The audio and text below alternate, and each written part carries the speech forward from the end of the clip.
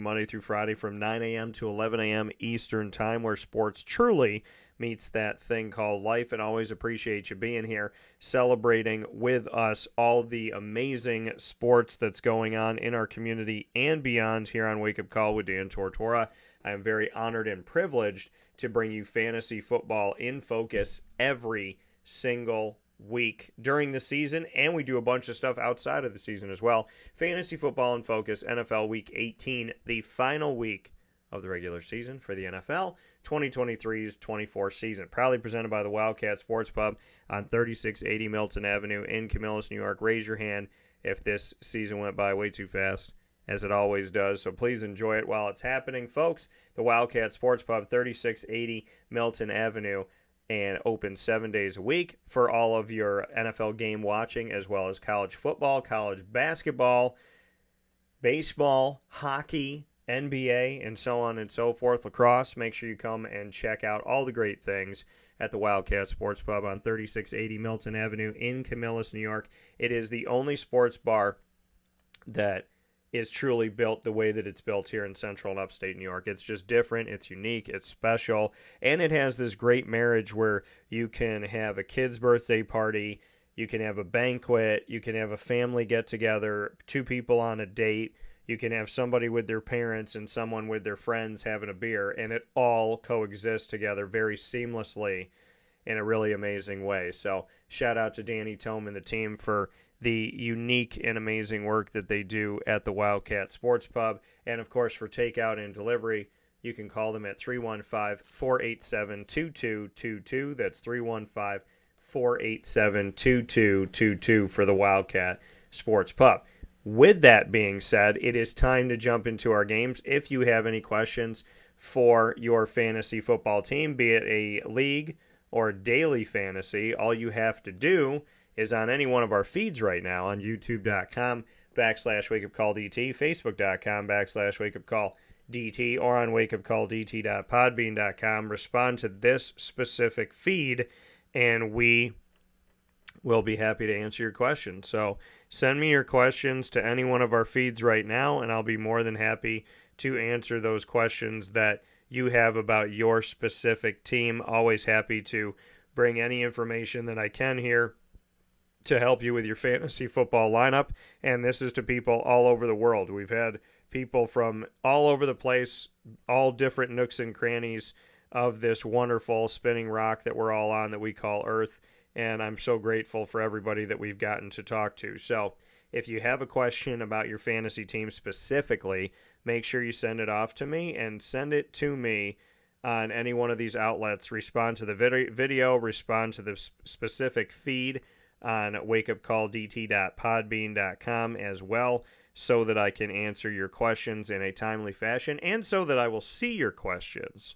If you don't respond to this specific video, I may not see your question, and I want to make sure that I answer all the questions that come in. So if you have a question for me, send it over to me, and we're going to be talking about playoff scenarios and so much more here on Wake Up Call with Dan Tortora inside of this broadcast of fantasy football in focus. So with that being said, let's get in focus and focus on those Saturday games here, folks, for the NFL Week 18. There's two games on Saturday. The NFL really fell in love with doing Saturday games this year. That's been their thing. Let's do it on a Saturday. Let's make Saturday happen, right? There's been multiple Saturdays. They'll do it around Christmas time, but now they're doing it a bunch of times, and they've really just leaned into this Saturday opportunity. Now, both of these games are going to be on ESPN, ABC, and ESPN Plus, so they're taking over. That's what happens when Disney owns a bunch of these broadcast channels, so you will be able to see these games on multiple outlets. And these games that I'm talking about, the first one that's going to be played this Saturday, December, I'm still in December. Saturday, January 6th. This Saturday, January 6th, we will see Pitt take on Baltimore. Pitt at Baltimore at 4:30 p.m. Eastern Time on ESPN, ABC, and ESPN Plus. And then we will see Houston at Indianapolis at 8:15 p.m. Eastern Time. That game is huge. You can bet your sweet behind that the Jacksonville Jaguars are going to be watching this specific game, because unless these teams tie, the whoever wins this game is going to have an opportunity to win the division over the Jacksonville Jaguars. The Jacksonville Jaguars got to play. They definitely got to play their best ball. They got to get it going. They have to be. They're in control of their own destiny right now. They have to stay in control of their own destiny by getting this victory. This is how you put the silencer on the regular season. Houston at Indianapolis. If one of these teams wins the game and they don't tie, whichever team wins the game will force the Jacksonville Jaguars to have to win the game in order for the Jaguars to win the division. So this game comes with a lot on it, a lot riding on it, and so we will see what happens as we step forward in this one. But this is a huge game for all involved, and of course for the Jacksonville Jaguars as well. Houston, Indianapolis, and the Jaguars all very much alive right now in the grand scheme of things. Any one of these three teams in the last week of football. And this is what you want it to be, right? This is what you want the season to come down to, that at the end of the season, you're playing meaningful games. You're not just sitting your starters and having a bunch of backups play the game. You don't really care if you win because everything's already locked up and you know where you're going to be. No, this is a very meaningful. I'm sure the teams would have rather had it locked up, but this is a very meaningful situation for Houston, Indianapolis, and Jacksonville, because the playoffs are on the line and the division is on the line. All of these teams are 9-7. So whoever becomes 10-7,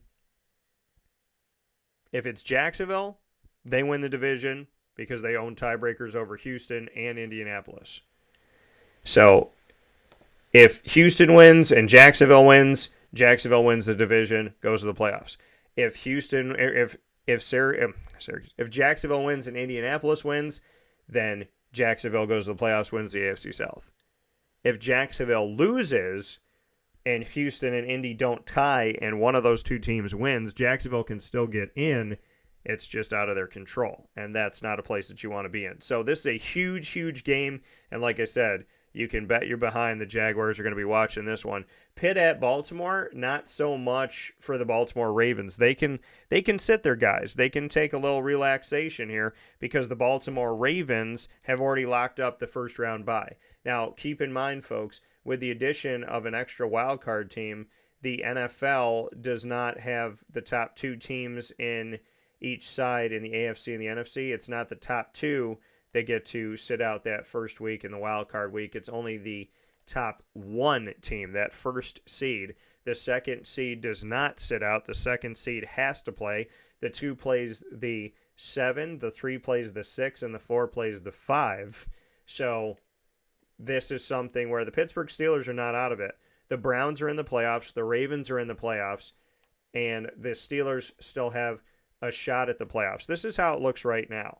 Miami is in the playoffs, but they haven't won the division. If the Buffalo Bills win over the Miami Dolphins, as much as much anxiety and stress as the Bills may have caused you this season, if they win the final game of the season against Miami, they will flip over Miami, just like those fans do with those tables with the Bills Mafia in the parking lots of games. They will flip over Miami, and they will take the division. Who would have thunk, the way Miami was playing and the way Buffalo was playing, that the Buffalo Bills would have a chance to win the division in the last game of the season? But they do. If the Buffalo Bills defeat the Miami Dolphins, they will both have a record of 11-6, and the Buffalo Bills will jump Miami to win the division and get to play at home. Miami had a chance of getting the first round bye and being the number 1 team in the AFC, and now they may not even win their own division. How crazy is that? In the AFC North, the Baltimore Ravens have locked in the number 1 overall seed in the AFC. Of course, they've won the AFC North division. The Cleveland Browns, with their backup quarterback situation, are in the playoffs, and they're 11-5. They have a better record than the Buffalo Bills, and they've played a bunch of different quarterbacks this season. Pittsburgh is still alive. I said Jacksonville, Indy, and Houston are all still alive. Nobody's claimed the division yet. If Jacksonville wins, they got the division. If they don't win, well, then either Indy or Houston, not tying, whoever would win that game would win the division, like I said. In the AFC West, there's only one team that made it to the playoffs. The Broncos, the Raiders, the Chargers are out. Chargers had a terrible season, 5-11. Hopefully things get better there. Kansas City, 10-6. Would you want to play Kansas City in the playoffs? Probably not. But is this the strongest Kansas City team? I struggle to say yes or no because I never want to count Kansas City out of any game. But Kansas City definitely didn't come into this playoffs the way I anticipated they would. In the NFC, the Dallas Cowboys and the Philadelphia Eagles have both locked in playoff spots, but neither one of them has locked in the division of the NFC East. The Cowboys have to play at the Commanders. The Commanders have played in a bunch of games to the end, but have not won the majority of those games. The Philadelphia Eagles, who just lost to the Cardinals, will be at the Giants. If Philly wins and Dallas loses, Philly takes the division and doesn't have to be a wild card team and gets to play at home. If the Cowboys win, they'll stay in first place, which is where they are right now. Both teams are 11-5, but Dallas is above Philly head-to-head. If they defeat the Commanders, Dallas will take the division. And here we are again where Philly had the division. People thought Philly were the best team in football. I thought for a time Philly was the best team in football. I said at that time they were the best team in football. Obviously that can change overnight or within weeks. Philadelphia was the best team in football. Then the Cowboys overtook them. Then the Cowboys lost the spot. Now the Cowboys are back in the driver's seat. All they have to do is win, and they will take this division. Insane. And the Giants and the Commanders are out. The NFC North, the Lions won their division already, and the Packers and Vikings are still alive. Packers alive at 8-8, Vikings alive at 7-9. The Vikings have played 4 different quarterbacks, I think, at this point. Let's see. 1, 2, 3. I think they played 4 different quarterbacks up to this point. The Packers, in their first season with Jordan Love, have a .500 record. They're both still alive. The Bears are eliminated in the NFC South, NFC North. In the NFC South, the worst division in football, I said going into the season, and they have not disappointed. Nobody in their division has a winning record. The Bucs are 8-8. The Saints are 8-8. The Falcons are 7-9. The Panthers are eliminated. They're the worst team in football, and they're 2-14, and they won't get the number 1 pick because they traded it to the Bears. So think about the insult to injury to that. You give up your number 1 pick so that you can go and get Bryce Young, and then you end up having the worst season in football. So you don't, and you're going to get the number 1 pick, but you're not, because you're going to get it and you already traded it away. So in a season where you're the worst team of 32 NFL franchises, you think to yourself, well, at least we get the number 1 pick, but they don't because they traded it away. So Chicago looking like they definitely made out in the trade. They have 2 top 10 picks, I think, at this point, and they're eliminated from the playoffs at 7-9, which wasn't a terrible season for a team that's going to have the number 1 overall pick. And 2 picks in the top 10 as it looks recently here. The Bucs lead the Saints, though. They own the tiebreaker, so they would win the division here if they win their game. But they're playing at the Panthers, the Bucs are. The Saints are going to be playing, let's see here. So the Bucs playing up against the Panthers puts them in a good position. The Saints are going to be playing the Falcons at home. So we'll see what happens there. Falcons are not an easy out with anybody, and the Falcons are still alive in the playoffs at 7-9, mind you folks. In the NFC West, the San Francisco 49ers have locked up the number 1 overall seed in the NFC. They've won the NFC West as well. The Los Angeles Rams have clinched a place in the playoffs at 9-7. Shout out to Matt Stafford and the Gents hiding under the radar here. People just letting them just skate under that radar. And the Seattle Seahawks are still alive at 8-8. Many teams alive in the final week, and that's what makes fantasy football and reality football so exciting here. So let's jump into this game. Pittsburgh at Baltimore. The Pittsburgh Steelers and the Baltimore Ravens. The Steelers here are going to be rocking with Mason Rudolph, and Rudolph is going to try and lead this team into the playoffs with that red nose, keeping it bright, or I should say golden black nose. So here we go here. Mason Rudolph's going to be your guy that's going to be leading the team. Najee Harris, it was limited in practice with a knee injury. George Pickens is out there. Deontay Johnson. If you take a look at the Pittsburgh Steelers and what they've done most recently here, fantasy-wise, when you're looking at Mason Rudolph leading the team, Mason Rudolph was supposed to be the guy.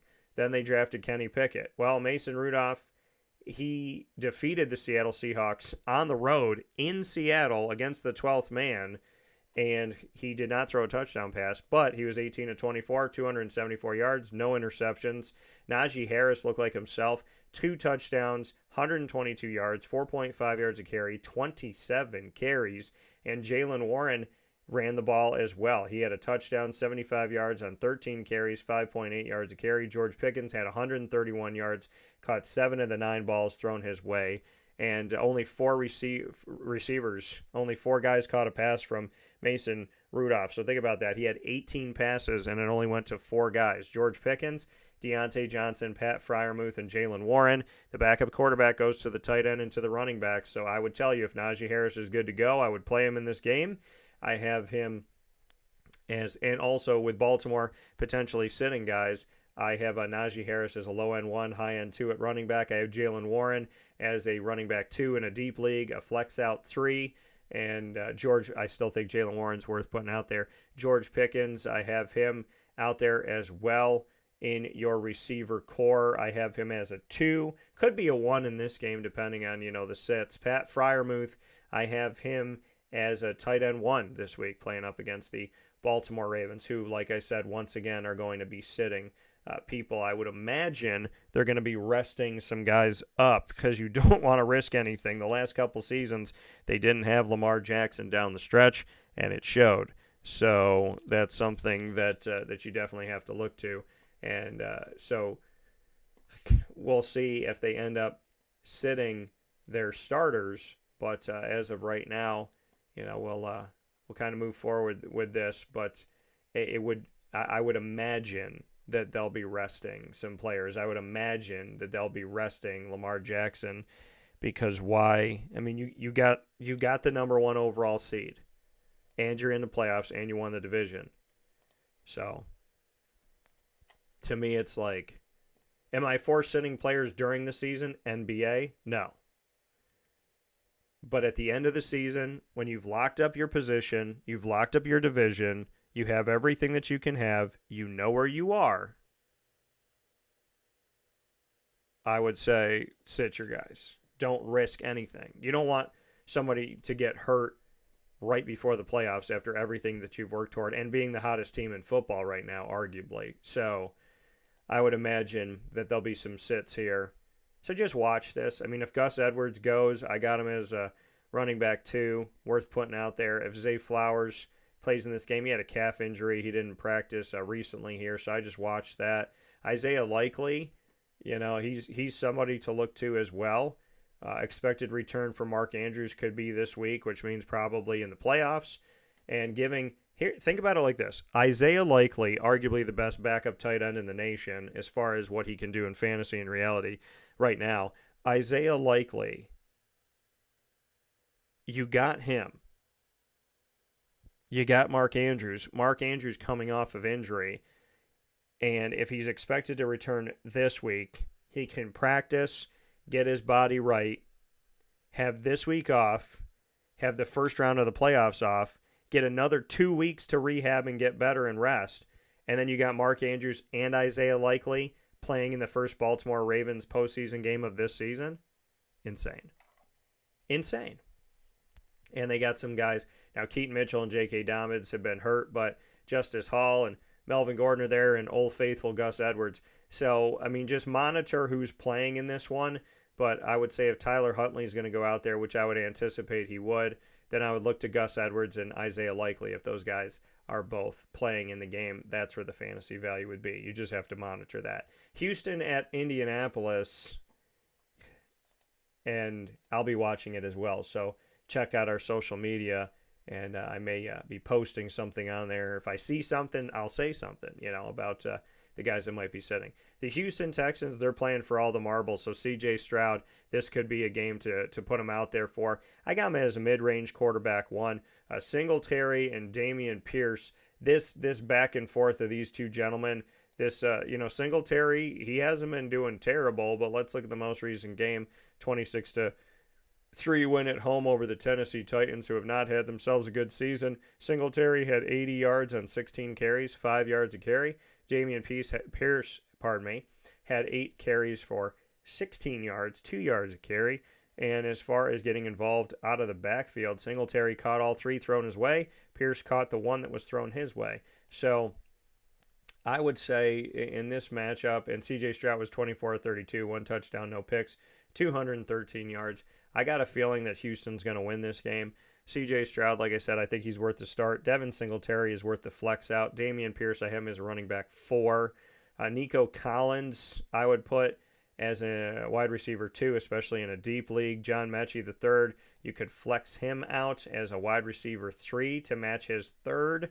And outside of that, there's not a ton to write home about. Brevin Jordan got the lone touchdown pass from C.J. Stroud against the Titans this past week, but I don't trust him enough to say, yeah, that's your guy. And they also have Dalton Schultz, so I'd probably stay away from that. But that's what Saturday looks like for the NFL. We're going to take a quick step aside for a fast break here on Wake Up Call with Dan Tortora. When we come back, we will have the opportunity to bring you all of these games that you're seeing next to me on Sunday, January 7th. There's no Monday Night Football in the final week of the regular season. So on Sunday, January 7th, we're going to start with Cleveland at Cincy. We're going to end with Buffalo at Miami. That game was placed perfectly here. Look at the placement of some of these games. Cleveland's already locked up the playoffs. Cincinnati's already out, so there's nothing there. Minnesota is fighting for some marbles here. Detroit's locked some things up. Jacksonville's fighting for the division and to get into the playoffs at 1 o'clock at Tennessee. Jets at New England. Both of those teams are eliminated. Atlanta, New Orleans, both still alive. Tampa, Carolina. Tampa's fighting to win the division, like I said. Chicago at Green Bay. Green Bay's still alive. Chicago's probably getting, they're getting the number 1 pick, so they're going to be good either way. Denver and Vegas are both eliminated. Philly's fighting to win the division. They got to win, and the Cowboys have to lose. So they're both playing at 4:25 p.m. Eastern Time. The most 4 o'clock games that we've seen all season in 1 week. We have 7 that are going to be played at 4:25 p.m. Eastern Time. Nothing at 4:05. And Seattle at Arizona. Seattle's still trying to get into the playoffs. Kansas City is playing the Chargers. We'll see how they play this game and what they do here. I would imagine their starters are going to be out there. The Rams and the Niners are both in the playoffs. The Niners could be sitting some guys here as they have the first round bye. Dallas has to beat Washington, and Buffalo and Miami are playing for the rights to win the division. And Buffalo can go from trying to get into the playoffs to winning their division and at least having 1 game in Buffalo. Crazy how the tides can turn. And Miami knows all about them tides, right? Right on the coast. So we'll take a step aside for a fast break. When we come back, we'll get into the Sunday games in the NFL. Hi, this is Amy from Mother's Cupboard, home of the whole frittata. We are open daily 6 a.m. to 1:30 p.m. For takeout orders, call 315-432-0942 and tune in to Wake Up Call with Dan Tortora for our monthly food challenge and try our Wake Up Call signature menu item available 7 days a week. Here at Mother's Cupboard, we are Central New York, and it's our honor to serve you. Ma and Pa's Kettle Corn and Popcorn Factory remind us that every day is worth celebrating at 201 7th North Street in Liverpool, New York. Open Monday through Saturday in-store and always online at maandpaspopcorn.com. Serving our Central New York community and beyond, order anywhere, anytime at maandpaspopcorn.com. Stop in to get a tin at Ma and Pa's on 201 7th North Street in Liverpool, New York to get your half-price refills for the rest of your life. Come to Ma and Pa's for your holiday gift giving for family, friends, employees, and clients. And remember, for fundraising and events, to call 315-450-6272. That's 315-450-6272. Ma and Pa's Kettle Corn and Popcorn Factory. How corny are you.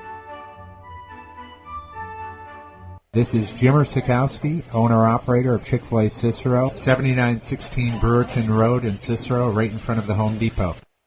I had a deep feeling that God wanted me to do something bigger with my life and to help people, help others. I kept putting Chick-fil-A in my life, and I realized as I was going through the franchise selection process that positively impacting the lives of others was really core to what we do here at Chick-fil-A.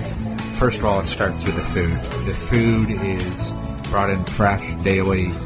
We bring in local produce. We prepare to order in the kitchen. We hand bread our chicken. We hand spin our milkshakes. It's great food. It doesn't taste like fast food. I think the second thing is the way people feel when they come in a Chick-fil-A restaurant. It's different. We try to treat people with intentional kindness here, which is very different and deeper than good customer service. And so I think it feels remarkable for most people to come in a Chick-fil-A restaurant. And then lastly, the impact that we try to have in the community is very different. It's a big part of the expectation of every operator of a Chick-fil-A restaurant is that they're actively engaged in their community, they're a leader in the community, and they're making a difference. When they realize that what we're striving to do is to shine a little light in their life, that's a very, very different experience than you will have in any other quick service restaurant. And it's that remarkable experience that I think people will emotionally connect with. Welcome back here to Wake Up Call with Dan Tortora, where sports truly meets that thing called life, and it's time to continue our conversation inside of fantasy football and focus our fantasy football coverage coming to you all throughout the season and beyond, proudly presented by the wonderful team at the Wildcat Sports Pub, 3680 Milton Avenue in Camillus, New York, in the Home Depot Plaza, open 7 days a week. Obviously, we'll be open for all of these games that you're seeing on your screen, plus the Saturday games this week on Saturday, January 6th. Big-time implication games that we just talked about, so make sure you come out to the Wildcat, and for takeout and delivery that you call 315-487-2222. Cleveland at Cincinnati, let's jump into this one here. The Cleveland Browns are already in the playoffs, and I don't think they want to risk certain things here. So the Cincinnati Bengals are out of the playoffs, folks. Believe it or not, Cincinnati not in the playoffs, and I guess you can believe it because of the fact that Joe Burrow got hurt here, but they're 8-8. Jake Browning did a terrific job in games that he was the starter, 71.3% completion percentage. Overall, 69.9% completion percentage. Fantastic. He's done a heck of a job. So, this was the best division in football. The AFC North. You got the number one overall team in the AFC in the Baltimore Ravens at 13-3. You got the Cleveland Browns, who have had multiple quarterbacks and are going to the playoffs at 11-5. And you got the Pittsburgh Steelers still alive, and your worst team is 500, as opposed to the NFC South, where your best team is 500. Crazy. The AFC North, just a terrific, terrific season. The Cleveland Browns here, I would say P.J. Walker, we may see him out there. May see Jeff Driscoll sneak out there. Another guy that's signed here. Dorian Thompson-Robinson's on injured reserve. Deshaun Watson's on injured reserve. I don't know. I guess you put P.J. Walker out there and give him the opportunity. He's had some opportunity before. He's had it with Carolina. He's had it with Cleveland after being in the XFL. I covered him at Temple. Super proud that this guy made it into the NFL from the XFL and has found his way to stay with teams and has been a starter multiple times over these last few years with Carolina as well as Cleveland. So we'll probably see him out there, which means Jerome Ford might get some pub, or Kareem Hunt. Kareem Hunt might be a good flex out. Jerome Ford, just monitor if he's playing. I got him as a running back too if he is. Amari Cooper is probably going to get rest here, especially with a heel injury. Elijah Moore, questionable with a concussion injury. He'll probably be out too. So, guys like David Bell and James Prochet from SMU, Marquise Goodwin, and so on and so forth might get the pub here. Njoku, he might be out there for a little bit. Jordan Atkins, that I covered in college at UCF, or Harrison Bryant might get more play. Really, it comes down to, I think Kareem Hunt might get some pub here, and Jerome Ford a little bit as well if he plays. Not a ton of fantasy value, as I think these guys will probably be relaxing. Might be some wide receivers that are not household names getting some opportunities that practice with P.J. Walker and will excel with P.J. Walker out there at quarterback if they sit Joe Flacco, which I anticipate that would happen. On the other side of it, Jake Browning, you can't count him out here. Joe Mixon, I would say, is worth the play. Jamar Chase, it depends on how this team responds, right? A team that knows that they're not making the playoffs, do they fight like heck to win the final game and end on a positive note, or do they say we're not making the playoffs, who cares? Because that really says a lot about the team. Well, I shouldn't even say it says a lot about the team. It says a lot about the individual. So, is Jamar Chase going to go out there like they're making the playoffs? Is Joe Mixon going to go out there like they're making the playoffs? That's the question mark. So, Tyler Boyd, T. Higgins, Jamar Chase are all healthy. That hasn't happened in certain parts of this season. So, I would say the way that Jake Browning is throwing, Jamar Chase could be worth putting out there. T. Higgins, Tyler Boyd as a flex 3, Joe Mixon as an RB1. And, but you got to hope that these guys care about this game, knowing that they're not going to make the playoffs. Next game that's up here, Minnesota at Detroit Rock City. Let's do Minnesota first in this game. And mind you, folks, Minnesota is still alive at 7-9. They need some things to happen, but they are still alive in the playoffs. And we're going to get deeper into that tomorrow with Papa Joe and all of the specific playoff scenarios on what needs to happen. I've told you a bunch of things to kind of set the table, but we're going to have the meal tomorrow with Papa Joe. So looking at Minnesota here, Jaron Hall is their quarterback. They've had Kirk Cousins, Josh Dobbs, Nick Mullins, and Jaron Hall. Jaron Hall looks to continue to be their quarterback, which means that we could see some Ty Chandler love here. And, I really don't feel good about anybody here on Minnesota being your guy. Justin Jefferson, yes. But, is Justin Jefferson in this situation with playing? Do I think that he can excel? Yes, I do. They lost by 23 to the Packers at home, and Jefferson had 59 yards, 10 targets, caught 5 of them. Ty Chandler had 40 yards on 10 carries, 4 yards a carry. If you want a chance putting Jefferson out there, I just don't like the situation. The Detroit Lions have already locked up the division, and I want to take a look right now at the standings here to see if there's any wiggle room for the Detroit Lions. So they win a tiebreaker over Detroit based on head-to-head win percentage the Cowboys do. So if the Cowboys win, if Detroit wins and the Cowboys win, then Detroit stays 3. If Detroit wins and the Cowboys lose, they go up to 2, which improves their odds at staying at home. So I would imagine we're going to see a bunch of the guys out here with that on the line, right? So I would say Jared Goff is worth the play in this game. I have him as a mid-range quarterback 1. David Montgomery, Jahmyr Gibbs, both worth the play. Amon-Ra St. Brown as well as Sam Laporta. A lot of value on Detroit as long as these guys go out and play. Jameson Williams is questionable with an ankle injury, so just watch that. But, listen, what it comes down to is Detroit is playing for the right to be the number 2 overall seed.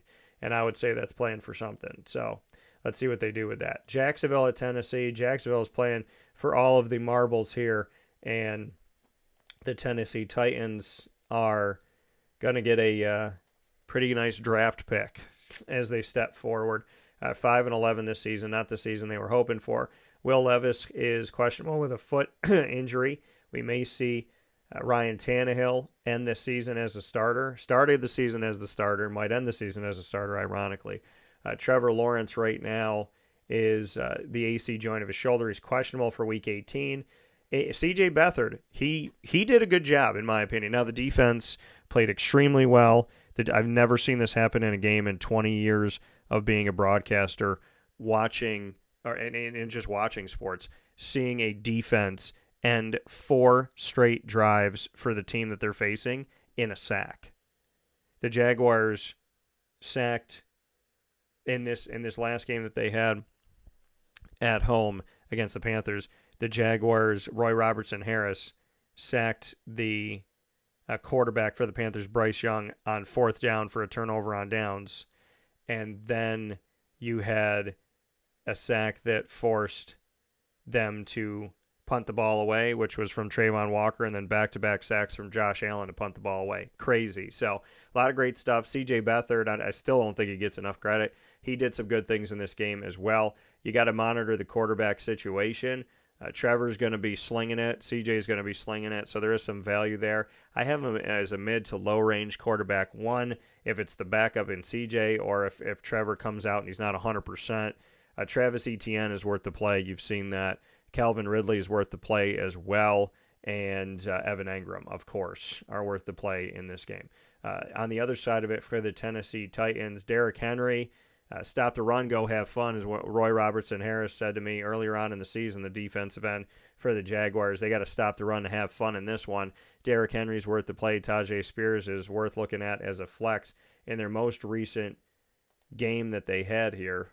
Taking a look at how the Titans fared, they lost by 23, as I mentioned before, but as far as fantasy goes, Henry had 12 carries, 42 yards, 3.5 yards a carry.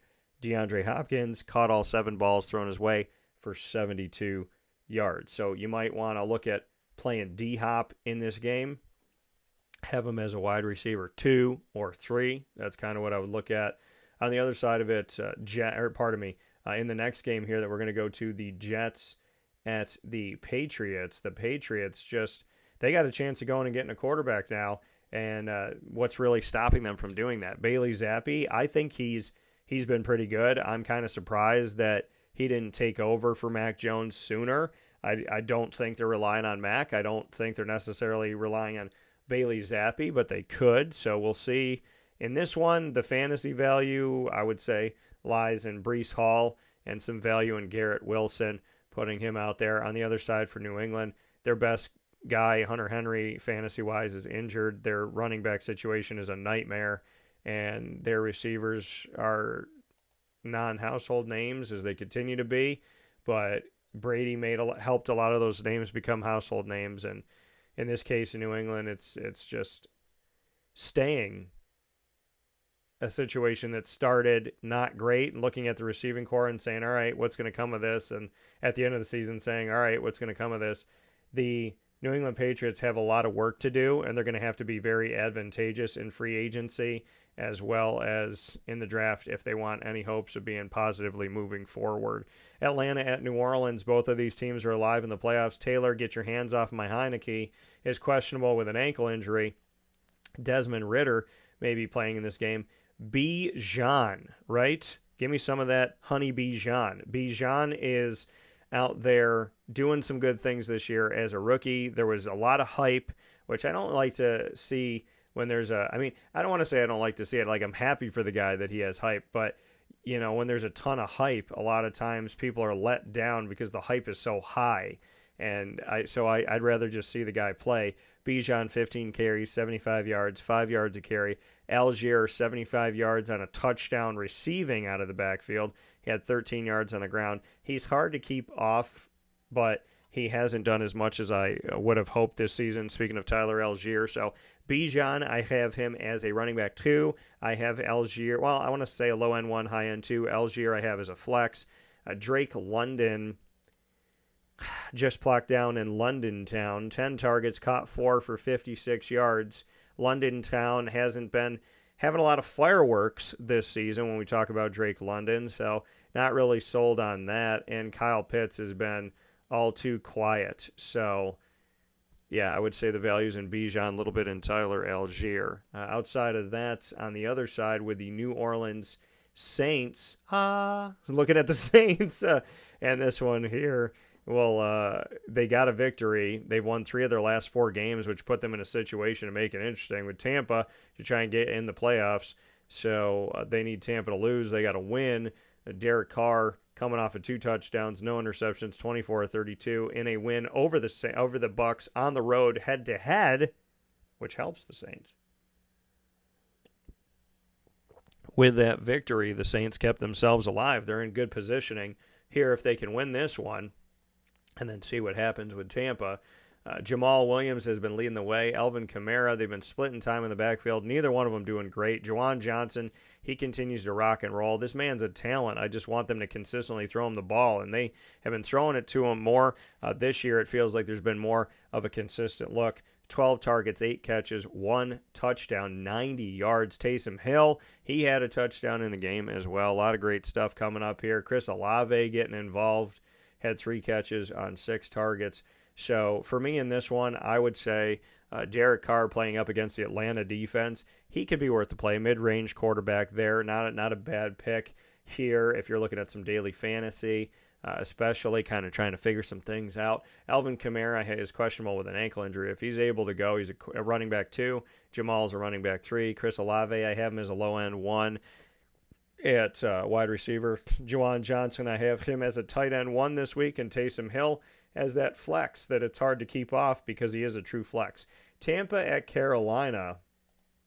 The Tampa Bay Buccaneers still alive with Baker Mayfield. Looking at what he's done here. Rib injury has left him questionable. Kyle Trask, who I thought would play at some point this season, even when Baker's injured. Remember Baker with a sling in recent history? When Baker's injured, he still plays. So hopefully Baker can go in this one. If not, look to Kyle Trask. Rashad White is worth the play in fantasy. So is Mike Evans and Chris Olave. They're both worth the play. On the side for Carolina, who's worth the play? Not a lie. Probably nobody. I would say maybe some flex value in Adam Thielen. That's it. Carolina's the worst team in football. Chicago at Green Bay, but Chicago's going to get the number 1 pick. How crazy is that? Look at Chicago saying, man, we had a shot at making the playoffs in the last couple of weeks of this season. We're going to go from a season where we could have made the playoffs and we got close to getting the number 1 overall pick. Crazy. Just crazy. Justin Fields, I'm going to say, he's playing Green Bay. Green Bay is playing for the rights to get into the postseason. Justin Fields, I got him as listen, how you can use the quarterback. If you can flex out your quarterback in a super flex, then yeah. I think Justin Fields is a good bet here in a flex role position. It's hard to say that, yes, put him out there as your dominant quarterback, especially with Green Bay playing for so much, but they're going to try and play spoiler. So I got Justin Fields as a mid-range to low QB1. And then looking at how they've done here recently, the Chicago Bears going up against the Falcons in a 20-point victory. The Falcons just don't have defense. They just don't. Khalil Herbert had 124 yards. Justin Fields, Rashawn Johnson, and Khalil Herbert all scored rushing touchdowns. Crazy. DJ Moore had over 150 yards on 9 catches, 13 targets, and a touchdown. Just insanity here. The Chicago Bears going to get the number 1 pick, and they can still play spoiler, and they're still doing some good things in fantasy. DJ Moore, I got him as a low-end 2, high-end 3 at receiver. Cole Kmet, I have him as a mid-range tight ends, I would say. Khalil Herbert, I have as a running back 2. Rashawn Johnson, probably a flex 3 or 4. Really, the most value, I think, is in Justin Fields and some Cole Kmet. And then I would say Khalil Herbert and DJ Moore from there. Green Bay, let's jump into Green Bay. They need a lot. They got to win, right? They got to win. They got to try and squeak into the playoffs here. That's not how this season has felt, but it still can happen. So shout out to the Packers getting to 8-8, giving themselves a shot, winning 5 of their last 7 games and each of their last 2 games, which were both on the road. They beat the Vikings by 23 points. Jordan Love, 3 touchdowns, no interceptions, 24 of 33, 256 yards. Aaron Jones had a $120 on the ground. Patrick Taylor had 30 yards on the ground. Another guy from Memphis, another running back from Memphis. When I tell you that those Memphis running backs in college make it to the NFL, there's just a ton of them in the NFL right now. Patrick Taylor, A.J. Dillon got 27 yards, been rather quiet. Bo Melton, 105 yards, 6 catches, 9 targets, one of them for a touchdown. 2022 round 7 pick, 229 overall, out from the Seattle Seahawks, coming out of Rutgers. They've gone to Bo Melton. They've gone to Jaden Reed. They've gone to Tucker Kraft. Your non-household names is where they've been tossing the ball around the yard, this Jordan Love. So, that's something to look at here. Jordan Love in this game, playing up against the Chicago Bears defense, I got him as a mid-range to low QB1. Aaron Jones is worth the play. Christian Watson is questionable with a hamstring. Hamstring and groin are the ones that are really difficult when it comes to this situation with the with wide receivers and running backs. Though you don't want to hear hamstring or groin. You don't want to hear anything, but the hamstring and the groin really seem to nag for a while. So God willing, Christian will be okay. Well, I would say Jaden Reed, he's hurt too. He's got a chest injury. So Bo Melton could be a sneaky pick for you to put out there this week. And Romeo Doubs, maybe a little love. I like Tucker Kraft, Aaron Jones the most in this matchup for fantasy-wise for the Green Bay Packers. Denver at Las Vegas Raiders. Looking at the Denver Broncos first. The Broncos had a shot at the playoffs. They really did in this first season under Sean Payton. Still don't like some of the things that have happened this season surrounding the Sean Payton situation, but the Denver Broncos are looking a little bit better, so shout out to them for that. I don't like when people talk badly about people, especially in public. It's just no couth, right? So I would say that the Denver Broncos, looking at this one, Jaleel McLaughlin, he's been getting some opportunities here with Javonte Williams. Jared Stidham, in the replacement of Russell Wilson, he had 1 touchdown, no picks, 20 of 32, 224 yards. Lil Jordan Humphrey, it sounds like somebody that would be in like a nursery rhyme. Lil Jordan Humphrey went down the street. It's just what it sounds. And I'm not trying to make fun of his name. It's just that's what it sounds like. Lil Jordan Humphrey. There's a lot of Lils out there. Jerry Jeudy. I mean, this is not great. Hopefully you're not relying on Denver or Vegas to save your fantasy daily or your team in a league. I don't really like anybody. I guess Javonte Williams can be a low-end 2, high-end 3 at running back. On the other side of it, my guy Aiden O'Connell, who I told you would make the NFL when Syracuse faced off against Purdue and beat Purdue last season in the Dome. I told you he would make it to the NFL. I am not surprised that he has made it because I saw it in him. I said he's an NFL quarterback. Being a starter and taking out Jimmy Garoppolo, who helped lead the Niners to 2 opportunities at a Super Bowl, that's surprising. But Aiden O'Connell's got talent. So they're just playing this game out. This is divisional rivalry, right? This is, I don't want you to win, even though neither one of us is going to the playoffs. And the Raiders, I mean, think about it. Why not? Why not the Raiders? Why not get after it here and see what you can do? I mean, they played a close game against the Colts, 23-20, in a game where the Colts looked like they had it here. 2 touchdowns, no interceptions, 30 of 47, 299 yards for Aiden O'Connell. Zamir White, 71 yards on the ground, 20 carries, 3.6 yards a carry in the absence of Josh Jacobs. Devontae Adams caught both touchdown passes from Aiden O'Connell, 126 yards, 21 targets to Devontae Williams. Aiden O'Connell not shying away from who he wants to throw to. 13 catches, 21 targets. Jacoby Myers, 10 targets, 6 catches on those 56 yards. Aiden O'Connell, I think, is that quarterback of the future for the Raiders. As of right now, I'd be happy if I had him.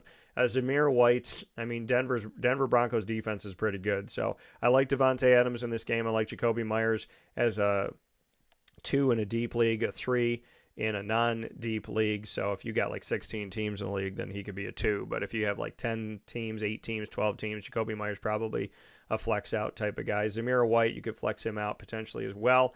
Aiden O'Connell, I got him as a mid-range QB1 in this matchup. And we're going to do Philly at New York Giants before we take our final step aside in Fantasy Football in Focus. NFL Week 18 coverage of your fantasy football for daily and for those playing in leagues. Proudly presented by the fantastic team at the Wildcat Sports Pub, 3680 Milton Avenue in Camillus, Nueva York. So with that being said, let's go to Philly first. The Philadelphia Eagles, they have not been showing up these last few weeks. And the New York Giants, they have not shown up for years. So they got Tyrod Taylor as a starter now. Tommy DeVito, after going 3-1, they put him on the bench. So Jalen Hurts, I mean, listen, they're playing for a lot here. Jalen Hurts is worth the play. DeAndre Swift, Kenneth Gainwell is a flex out. A.J. Brown, Devontae Smith has an ankle injury, so you got to watch that. Maybe Julio Jones is a flex out here. A.J. Brown getting some love. Dallas Goedert, I have him as a mid-range tight end. On the other side of it for the Giants, Saquon Barkley. That's what I have for you. Quando. And with the Giants not going to the playoffs this season, we could hear that news of Jeff Nixon joining the Syracuse Orange as what I've prognosticated from my sources, that he will be the offensive coordinator, that we will get that news very soon, potentially right after this game. So we shall see. Tyrod Taylor was the leading rusher in the game that he was the starter in against the Rams. They lost by a point against a team that's going to the playoffs in the Los Angeles Rams. Giants haven't had a terrible season, although the record may not show that at 5-11. 319 yards, 27-41, one touchdown, one pick for Tyrod Taylor. Slayton got involved with 106 yards. Wendell Robinson, 55 yards. Darren Waller was involved. So, I mean, they're playing Philadelphia. So I think Philly's defense and special teams could get some takeaways here, but Slayton, Wendell Robinson, Darren Waller, they're second option type of things. I think Slayton would be a 3, Wendell would be a 3 at wide receiver, Waller might be a tight end 2. That's kind of how I see it. We're going to take a quick step aside here on Wake Up Call with Dan Tortora. We'll be back with the rest of our fantasy football coverage right after this.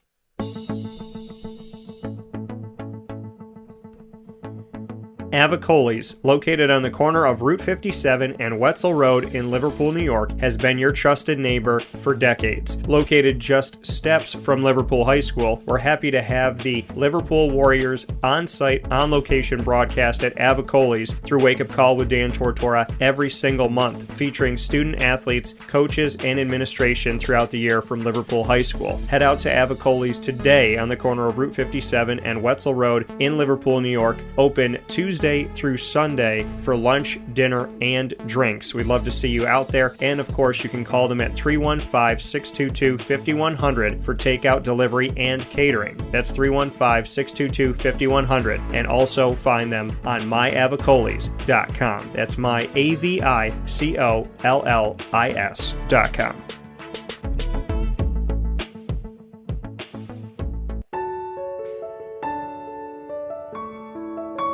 Having peace of mind when you're out of town that your furry-loving friend is safe and sound means taking them to Canine Campground, because we all know that when it comes to the love of our pets, it goes well beyond the call of duty to make sure they're safe and sound. Right, Lily?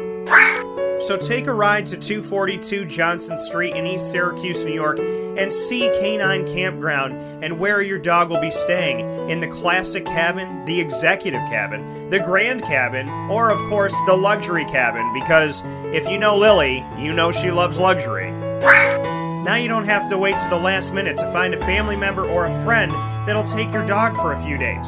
Call Canine Campground at 315-299-4013. That's 315-299-4013. Their drop-off and pickup times are Monday through Sunday. Check K9campground.com for more information. That's the letter K, the number 9, and campground spelled with a K.com. K9campground.com. When you're going out of town, bring your dog to Canine Campground.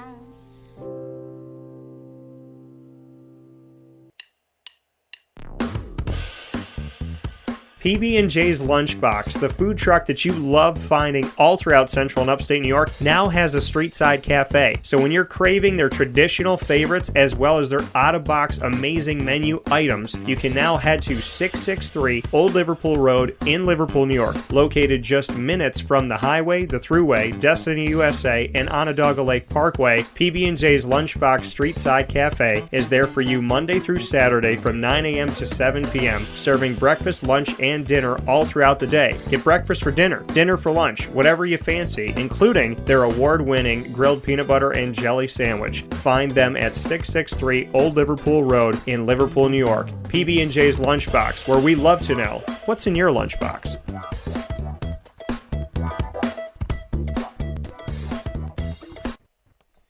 With that being said, welcome back here to Wake Up Call with Dan Tortora. Let's jump into our games here, finishing off our Sunday schedule in the NFL. We'll go to Seattle at Arizona. The Seattle Seahawks are in a position right now where when we go back and look at these standings, the Seattle Seahawks are still alive to get into the postseason.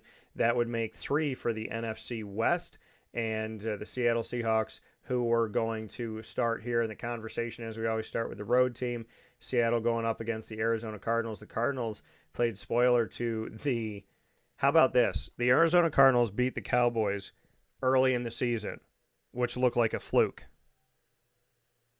And it affects the Cowboys in their overall record with Philadelphia overtaking the division. Then with Dallas having an opportunity to take it back in the 11th hour, the Cardinals beat the Eagles. So the Cardinals, as much as you might want to say they're not a great team at 4-12, they beat the Eagles and beat the Cowboys, who are both going to the playoffs. And after beating the Cowboys, you think, is that going to come back and bite them in the butt? And then they turn around and beat Philadelphia, which gives the Cowboys the division back again after the Cowboys won. So Arizona helped and hurt the Cowboys this season. So looking at Seattle, they still, like I said, they still have the opportunity to make the playoffs. Questionable with shoulder injury is Kenneth Walker III. I would play Zach Charbonnet as a running back too. DK and Tyler Lockett are worth putting out there. They need the victory. Arizona's got nothing to lose. So Kyler Murray in this matchup at home. I like Kyler Murray as a mid-range to low-end QB1. James Conner's worth the play in my opinion. Michael Wilson has shown up this season in a massive way. He has just had himself a season. He's gotten some looks from all different quarterbacks that were at Arizona this season. So I do like seeing that. Greg Dortch has gotten involved. 7 targets, 7 catches, the tight end, 82 yards most recently. McBride, 7 targets, 6 catches. So Murray's been going to the tight ends, and then he went to Michael Wilson, who had the touchdown, and Michael Carter out of the backfield, who had a touchdown. Former guy who played for the Jets that I'm surprised they got rid of, but they brought in Breece Hall, and they think they got enough. I would have liked a 1-2 punch there, but it never really worked out. So in this one, and pardon me, I said Dortch as a tight end. He is a wide receiver, so pardon me on that. Trey McBride getting involved at the tight end position after being drafted last season. So I think the value here with Arizona, James Conner as a running back 2, a low-end 1, high-end 2. And then I would say Michael Wilson is a guy you could put out there. Greg Dortch I would put as a flex. I would look at Michael Wilson as a wide receiver 2. High-end 3 in if you're in a deep league, a 2. Trey McBride I have as a mid-range tight end 1. Next game up here, Kansas City at the Chargers. Kansas City, they got some work to do, right? They're not going into the playoffs looking fantastic. They're dangerous. They are dangerous. They got 10 wins. They're a dangerous team, but they don't look as multifaceted. So they're going to be in this third place scenario. And so maybe they could sit some players here, monitor this, and see if they end up sitting anybody. So this is something to look at. If they let them play, then I would say Patty Mahomes is worth putting out there. Rashee Rice is worth putting out there. Travis Kelce. Pacheco, I go back and forth with. The Chargers, if you want to put Austin Eckler out there, Keenan Allen's hurt, Josh Palmer's hurt, God willing, they all get better. Mike Williams is hurt, God willing, he gets better. So I would say Gerald Everett might have some value here for the team, and Austin Eckler, right, backup quarterback going to the running back and tight end. The Rams at the Niners, both of these teams are in the playoffs. The Niners know that they have the number 1 overall seed and a bye through the wild card round, so I don't know how many they're going to want to put out here and risk any. Remember just a couple of years ago during COVID, between COVID and injuries, it was like, are the Niners going to be able to field a roster from week to week? And now they're the number 1 team. But think about this. Baltimore's number 1 in the AFC. San Fran's number 1 in the NFC. Head-to-head, Baltimore just smacked San Francisco around. So something to look at. This was a playoff we saw years back. Or I should say a Super Bowl we saw years back. This is something we could see again. But if we see San Fran and Baltimore in the Super Bowl this year, what is that going to mean after what Baltimore did to them I mean, it's harder to beat a team multiple times, but jeepers Christmas, Baltimore, if these are the two best teams in the NFL, Baltimore looks like they're in good positioning. If this ends up being the Super Bowl, it looks like they got some shoulders above San Fran as of right now, but don't count San Fran out. I don't want to sit here and say, it's just head-to-head, it didn't look good, but at the same time, like I said, beating somebody twice is difficult, and the Niners are not an easy out, and they beat them a couple weeks ago, 33-19. So it was kind of shocking there, but that's what happened. That the game went. Brock Purdy threw 4 interceptions. You have 3 to 5 turnovers, you're probably not winning that game. So we'll see who plays in this game. If Matty Stafford's gonna play in the game, I think he's a mid-range QB1. Kyron Williams is worth the play if he plays. Cooper Kupp and Puka Nacua. But it's all who the Rams want to put out there. There's value in those guys. Just monitor that to see who plays. On the other side of it, I would imagine a lot of these guys are going to get to sit. Maybe we'll see some Chris Conley and Ronnie Bell. Big fan of Chris Conley when he was at Jacksonville. Just the leadership that I heard in his voice really meant a lot. Dallas at Washington. So we'll see who the Niners play and who the Rams play. I think there's more fantasy value on the Rams, but we shall see. In this scenario, I would imagine the Niners are going to be sitting guys. I would say that that's probably a safe bet here in this one. To look at the playoff picture, I want to see if the Rams, as far as wiggle room that they have, they're the 6th. They win the tiebreaker over Seattle based on strength of victory, and they win the tiebreaker over New Orleans. So, yeah, we'll see here. Because they're already in. So just monitor that. I think there's more fantasy value with the Rams as of now based on the anticipation of sits for the Niners, who already have the number 1 overall seed in the NFC. Dallas at Washington. Let's jump into this one. Dallas at the Cowboys at the Commanders. Again, the Cowboys are playing for the division. They win the division. So I think Dak is worth the play. I think Tony Pollard, CeeDee Lamb, Brandon Cooks is a sneaky flex. Jake Ferguson, I think they're all worth the play. Washington, I would say, they just lost to the Niners at home 27-10.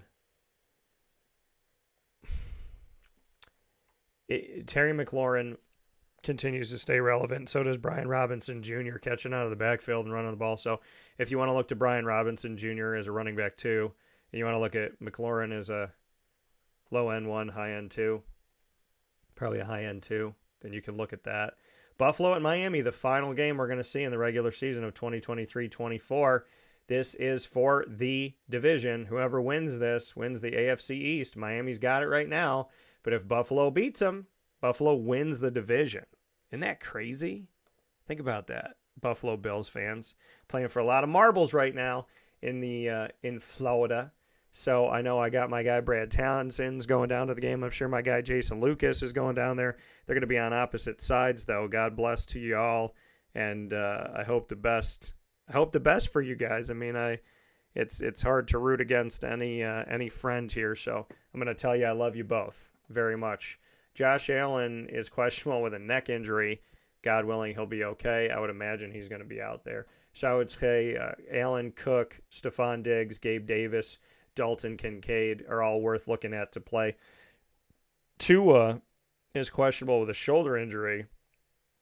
Bad time to have these two starting quarterbacks when you're fighting for the division be on the injury report. Raheem Mostert, knee injury has left him questionable. If he's able to go, I put him out there. If not, then A-Chain, you could put him out there. You could put Devon out there. Tyreek Hill is worth the play, of course. I don't need to tell you that, but I will. Jalen Waddle, while you work, is questionable with an ankle injury, but if he's able to go, then he could be a 2 to put out there. I would say a wide receiver 2. So that's your fantasy football advice here on Wake Up Call with Dan Tortora, inside of Fantasy Football in Focus, proudly presented each season by the Wildcat Sports Pub, 3680 Milton Avenue in Camillus, New York. Head there 7 days a week, including to watch all of these games on Saturday and Sunday. That is the Sunday schedule for the NFL and their final week of the regular season. Back to the Saturday schedule. That's what that looks like, a doubleheader on ESPN, ABC, and ESPN Plus.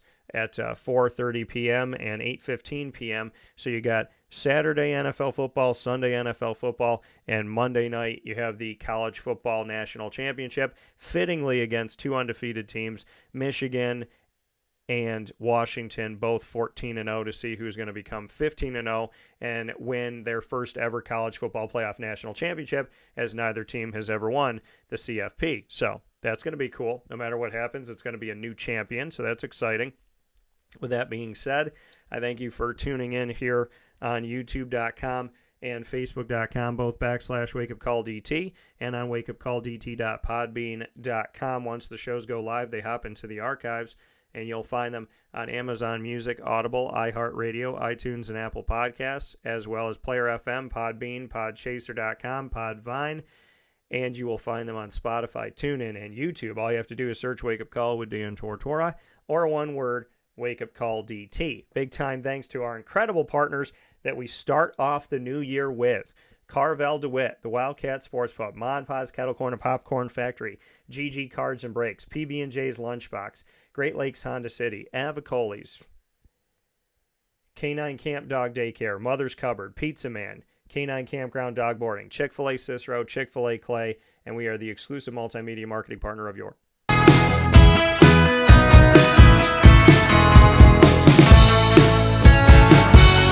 Lemoyne College Dolphins. It's Fins Way Up every single month with your Dolphins. You will find them on Wednesdays at Dolphin Time, which is 9 a.m. Eastern Time weekly. This week, they're going to be Thursday at 9 a.m. Eastern Time, but you'll find them Wednesdays at 9 a.m. Eastern Time in our normal schedule. AD and DT, the first and third Wednesday of each month, with Athletics Director Bob Beretta and myself, Dan Tortora. Every second and fourth Wednesday, the Dolphin Dive, diving into stories of student-athletes, coaches, administration, and future Dolphins. Make sure, as well as alumni, make sure you check all of that out by going to our YouTube channel, youtube.com/WakeUpCallDT. Click subscribe, hit the notification bell. Check out the Lemoyne Dolphins playlist on our YouTube channel. You'll also find them on the exclusive partners tab of our website on WakeUpCallDT.com. And for more information, go to LemoyneDolphins.com. As always, fins up.